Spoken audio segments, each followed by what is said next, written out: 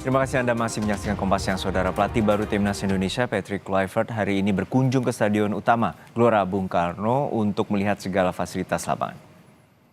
Patrick tiba di Stadion Utama GBK pada pukul 10:30 waktu Indonesia Barat. Mantan pemain Barcelona ini langsung masuk stadion dengan melihat sejumlah fasilitas, mulai dari kualitas rumput, tempat tunggu atlet, hingga kapasitas penonton.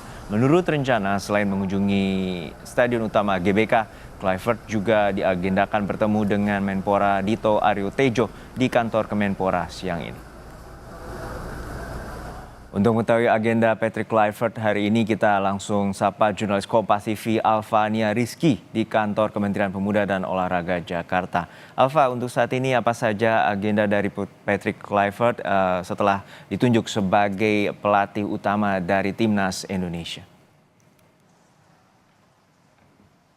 Herjino dan juga saudara, kalau sebagian besar agenda Patrick Kluivert dan kawan-kawan hari ini sebenarnya sama seperti yang sudah Anda jelaskan tadi, bahwa pertama tadi Patrick bersama dengan timnya mengecek langsung kualitas dari Stadion Utama Gelora Bung Karno. Ini menjadi stadion yang akan digunakan oleh tim nasional Indonesia nantinya di laga kualifikasi Piala Dunia putaran ketiga melawan Bahrain, tepatnya di bulan Maret tahun 2025.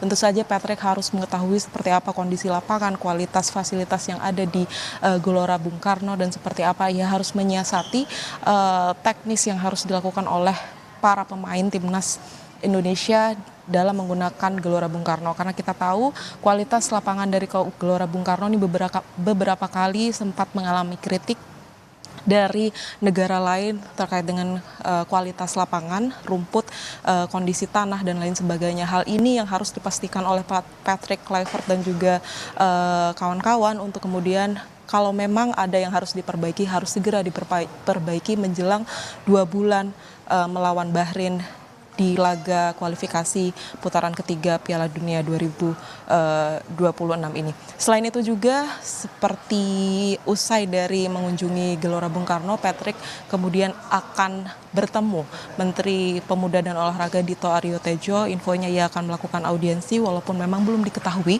apa yang akan dibahas, tetapi nampaknya tentu saja yang menjadi agenda utama adalah Menteri atau Menpora ingin mengetahui seperti apa sistem kepelatihan yang akan dilakukan oleh Patrick dan kawan-kawan menjelang laga kualifikasi putaran ketiga di bulan Maret 2024 nanti.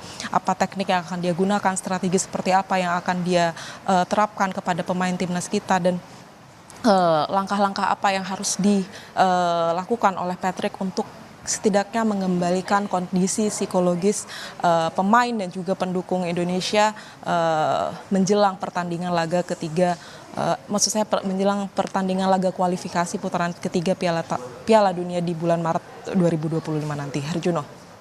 Iya, Alfa, kita mengetahui bahwa ini merupakan misi besar dari PSSI dan juga harapan dari pecinta sepak bola di tanah air untuk Indonesia bisa lolos di Piala Dunia. Lalu seperti apa strategi dari Patrick Kluivert untuk mengemban tugas utama sebagai kepala atau pelatih timnas Indonesia? Ya, tentu saja harapan besar ditaruh di pundak atau beban besar ditaruh di pundak Patrick Kluivert dan kawan-kawan menjelang laga kualifikasi ketiga, kualifikasi Piala Dunia ketiga ini melawan Bahrain dan juga Australia dalam waktu dekat. Ia harus setidaknya mendapatkan poin untuk kemudian bisa memastikan posisi Indonesia lolos di kualifikasi putaran ketiga Piala Dunia 2026 ini.